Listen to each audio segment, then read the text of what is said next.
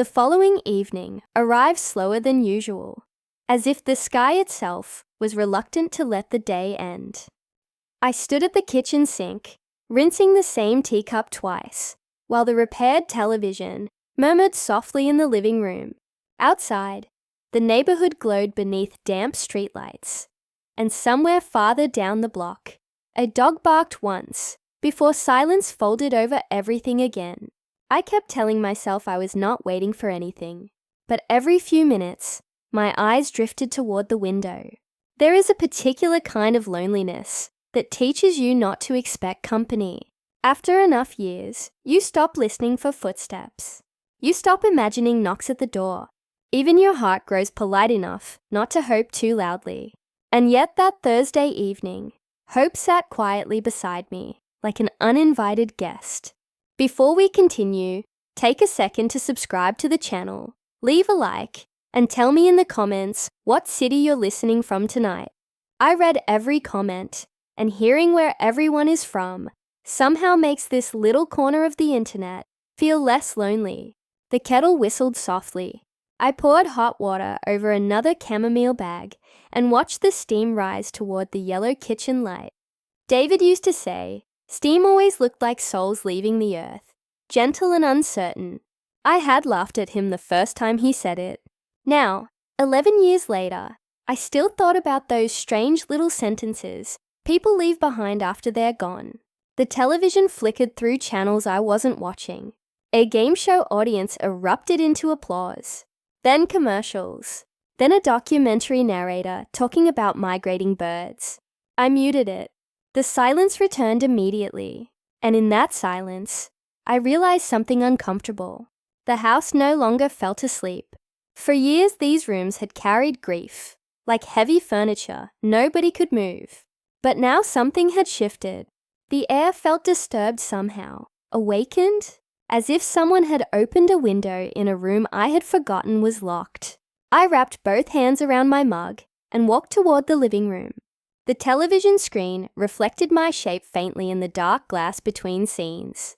An aging woman in grey socks and a faded cardigan, staring at herself like a stranger.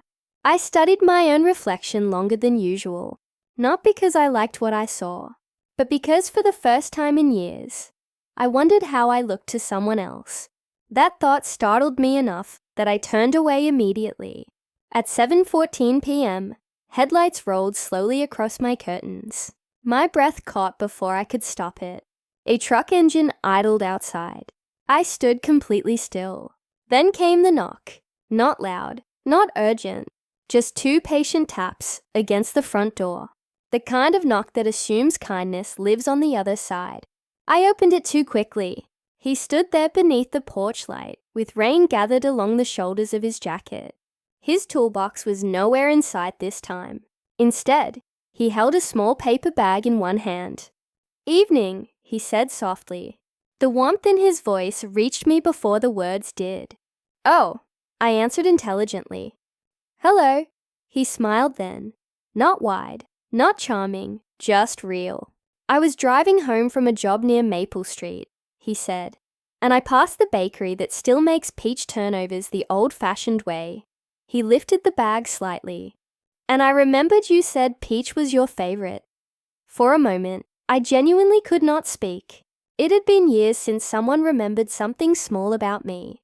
Not birthdays, not holidays, not polite check-ins from relatives. I mean truly remembered. The kind of remembering that says, "I listened when you spoke." My throat tightened unexpectedly. "You drove all this way for pastries?" I finally asked. "Well," he said, glancing toward the dark street, "that depends on how much dignity you're willing to let me keep." I laughed. A real laugh. Not the thin little polite sounds I usually made at grocery stores or doctor appointments. This one came from somewhere deeper, somewhere that had apparently not died after all. And the look on his face, after hearing it, nearly broke my heart. Like he had been hoping to hear that sound again. I stepped aside. "You'd better come in before they get cold." The house welcomed him differently this time. The first visit had carried uncertainty. 2 strangers, carefully circling one another through politeness and grief. But now his presence moved naturally through the rooms, like music returning to an old church. He removed his jacket slowly, careful not to drip water on the floorboards. I noticed again how deliberate his movements were. Nothing rushed, nothing careless. Men like that are rare now. Men who move through the world as though everything breakable matters. I placed the pastries onto small ceramic plates, while he stood near the counter watching the kettle begin to tremble. "You always drink tea at night?" he asked. "Chamomile," I said. "Doctor says it helps sleep." "Does it?" "No." That made him smile again. We settled at the kitchen table, while rain whispered against the windows. The peach turnover flaked apart delicately beneath my fork, warm cinnamon filling the room with sweetness. For several minutes we simply ate in silence. But it was no longer the painful kind. Some silences feel like empty rooms. Others feel like trust. "I used to come home late from work," he said eventually, staring into his tea, "and my wife would already be asleep on the couch with the television on. I listened quietly. She'd pretend she was awake when I walked in." A faint smile crossed his face. "Every single time. 22 years of pretending." "What happened?" I asked carefully. He turned the mug slowly between his palms. "I spent too many years thinking providing love was the same thing as showing it." The sentence settled heavily between us. Outside, rainwater slid slowly down the glass. "I fixed everything except the parts of my life that mattered," he continued quietly. "Cars, wiring, sinks, roofs. But I never learned how to sit still long enough to notice she was lonely." I looked down at my hands. There are certain confessions that arrive like mirrors. David had loved me deeply. I knew that. But grief has a way of polishing memory until it shines too brightly. Sitting there across from this gentle stranger, I suddenly remembered all the evenings David had buried himself in newspapers while I washed dishes alone. The small disappointments, the quiet distances, not failures exactly, just human things, and somehow that made me miss him more honestly. "I think," I said slowly, "people survive marriages by forgiving each other for being human." His eyes lifted toward mine. "That might be the wisest thing I've heard in years." I shook my head softly. "No, just the saddest." The clock above the stove ticked steadily onward. 8:02 p.m., then 8:17, then 8:41. Time loosened around us again. We spoke about ordinary things after that.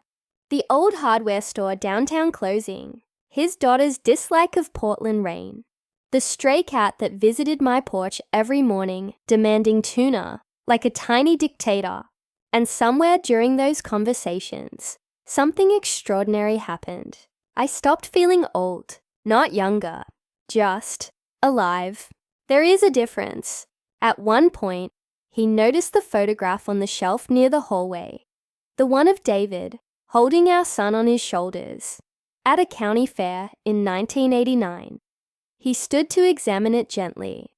"He looked kind," he said. "He was," I answered. The room became still again. Some people avoid mentioning the dead because they fear breaking you. But grief does not break when spoken aloud. It breaks when ignored. "He died quickly," I said quietly. "One morning he just didn't wake up." He nodded slowly. "My mother went the same way." "I'm sorry." "Me too." I looked at the photograph a while longer. "You know the strange thing?" I whispered. "For years, I thought loving someone after David would mean betraying him." The words escaped before I could stop them. I immediately felt heat rise into my face, but he did not react with surprise, only understanding. "I used to feel guilty for laughing after my divorce," he admitted softly. "Isn't that strange?" I looked at him. He continued. "Like pain becomes part of your loyalty to the past." My chest tightened, because that was exactly it. Somewhere along the years, suffering had become proof that my marriage mattered. Like healing too much would erase what David and I had shared. But sitting across from this man with silver at his temples and rainwater still drying on his sleeves, I realized something David himself would have hated. I had stopped living long before I stopped breathing. The realization frightened me and relieved me. At 9:13 p.m., he finally stood to leave. Neither of us moved quickly toward the door. The rain had stopped entirely now. The world outside looked washed clean beneath the streetlights. At the doorway, he paused. "I'm glad your television broke," he said. I laughed softly. That's a terrible thing for a repairman to say. Probably. He looked at me then, with that same quiet steadiness that made every room feel calmer. "I think," he said slowly, "some things stop working because something else is trying to begin." My throat tightened again. There are moments in life when you feel your heart reopen against its own will. This was one of them. He stepped onto the porch, then hesitated. "Would it be all right," he asked carefully, "if I came by Saturday for those gutters?" I knew the gutters did not need checking, and he knew I knew. "Yes," I answered. His smile arrived slowly, like sunrise. "Good night then." "Good night." I watched him walk toward his truck. Halfway there, he turned back briefly and lifted one hand in a small wave. Then he disappeared into the night. I closed the door softly behind him and leaned against it for a long moment. The house no longer felt haunted. The silence no longer felt endless. Subscribe my channel